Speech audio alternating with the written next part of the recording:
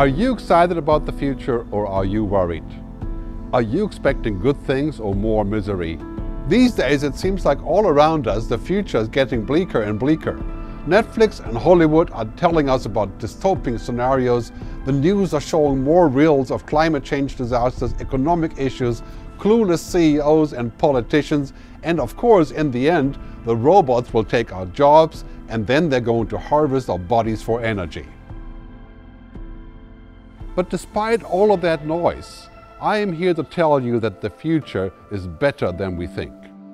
I believe that human ingenuity, our science and technology, can and will solve most of our long-standing problems. I also believe that human kindness and the ability to collaborate will prevail. But we're running out of time because the future is arriving faster than we think. Actually, the future is already here, we just haven't paid enough attention. Science fiction is becoming science fact, and we are at a fork in the road. The next 10 years will bring more change than the previous 100 years.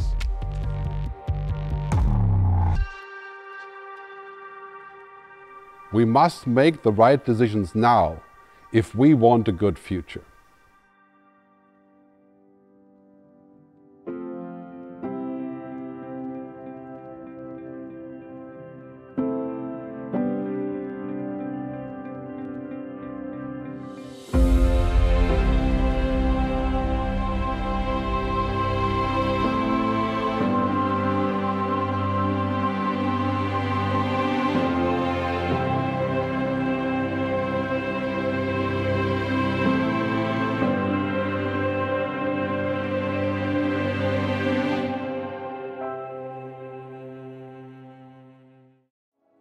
What is currently wrong is that what we've done for the last 100 years is no longer going to be suitable for the future. We've had a certain logic that has allowed us to prosper, but we've come to the top of the ceiling. We've had crisis after crisis after crisis and many issues that we're not solving. The current system is unfit for the future. In a way, you could say capitalism is unfit for the future. In the future, we're going to need to think wider, to think beyond profit and growth, to think about people, planet, purpose, and prosperity. We need a different logic so that our future can be good and can be developed for all of us.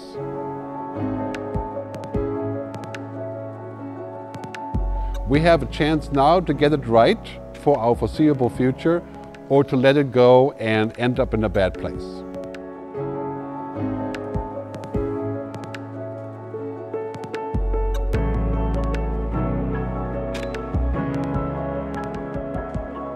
So we're now at that point to where things that were science fiction are becoming very real, becoming science fact. Whether that's about language translation or robots or artificial intelligence. And that makes a big difference. Because now in technology the question is no longer if we can do something or when or how, but why do we do something? And what do we want from it? So in just 10 years we're going to be at an entirely different point of our lives, where it's not about deciding if technology works, but what technology do we want, and is it going to be good for us?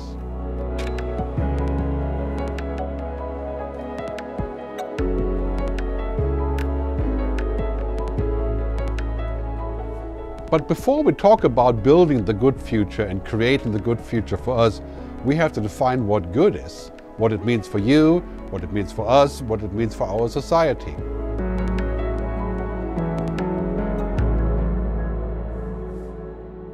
You know, in many ways, I think in our society it has been brought down to the definition of good being very simple, which means prospering and having things and having more things. And now we're finding out, I think, right now at this very moment, that we need a little bit more than that. We have to have a wider definition. So it's about other people, it's about relationships, experiences. Then it's about the planet. If we can maintain the Earth as it is going forward, it's about purpose, right?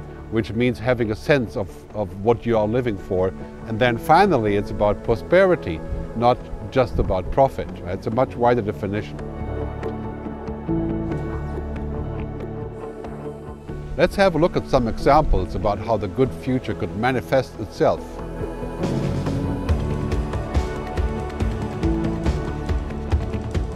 Imagine if you could eat meat without harming animals. I mean, I eat meat, but I do think that the future of food will be vegetarian.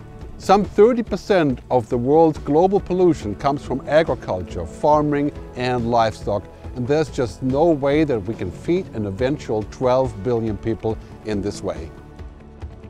Fortunately, we are already inventing our future with vertical farming, with plant-based meat, with meat from the lab, so we can solve this problem. The good future of food is sustainable, healthy and affordable for everyone.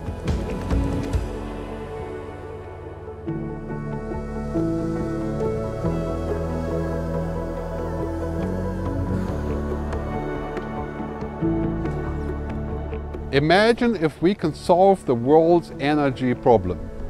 You know, I often feel really strange about how much energy I use, especially considering that I fly around the world to give speeches about the future. 75% of our current energy supply comes from oil, gas and coal, and this is an existential threat to our future.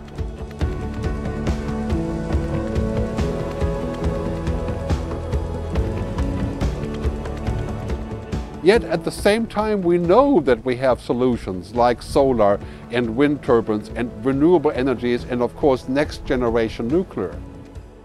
So here's the question.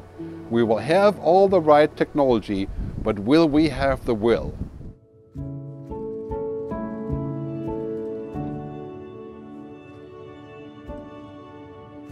Imagine if education isn't just about downloading information.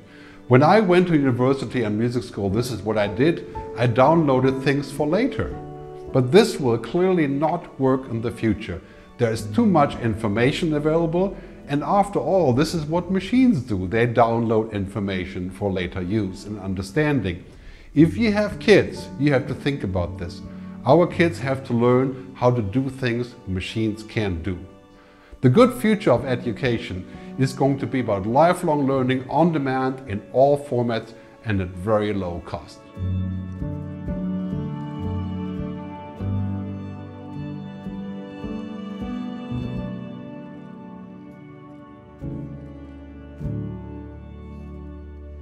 Imagine if most of our routines can be done by smart software or machines.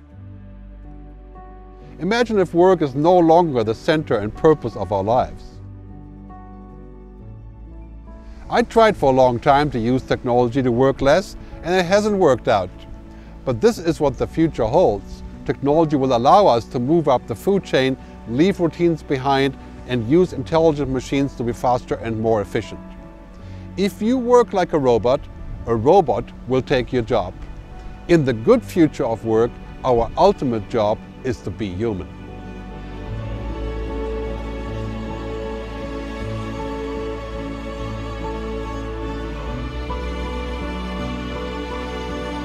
Imagine if healthcare wasn't just about treating sick people, but actually keeping us healthy.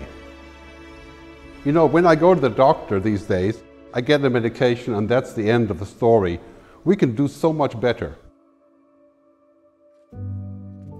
Technology can help us to use data to become intelligent, connected, holistic, and to think about food and lifestyle to go with our healthcare. When we look at the future of healthcare, it's going to be about being connected, customized, personalized, and affordable, about real healthcare, not just sick care.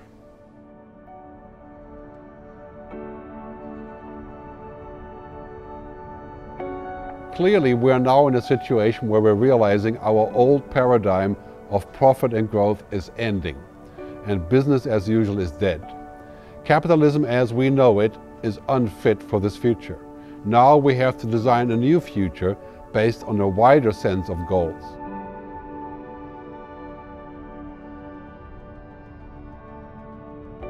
So what can business leaders and politicians do to create a good future? First, the stock markets have to embrace this idea of a wider target, of a wider goal of things that we want to accomplish. And every company has to be rated on performance on 4 issues, not just one issue: people, planet, purpose, and prosperity. Second, the story of the future has to be told by the people.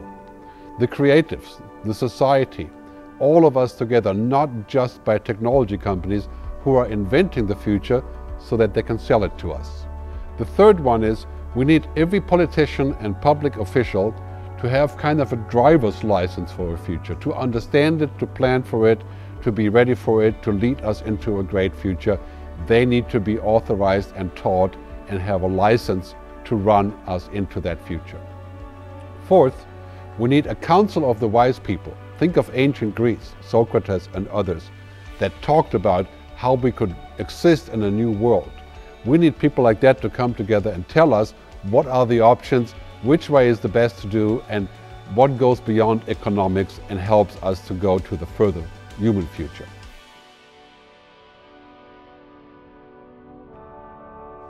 But it's not just up to the politicians and public officials to create a good future, it's also up to us. So what can I do and what can we do together to create that good future? First, we have to believe it's possible that we have a good future, because as we believe, so we'll become. And then the good future has to be a priority for us. We have to spend the time on understanding it, we have to learn, we have to study, we have to spend 1 hour a day in the future to help create it. I have to develop what I call the future-ready mindset. And then we have to make choices. Don't give your data to companies that will abuse it. Don't do business with those that will not create a good future. Don't buy stock from companies that will not create a good future. And finally, if we want a good future, we have to be good.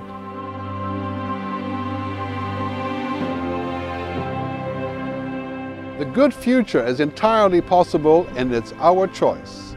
The only question is, are you going to be part of it?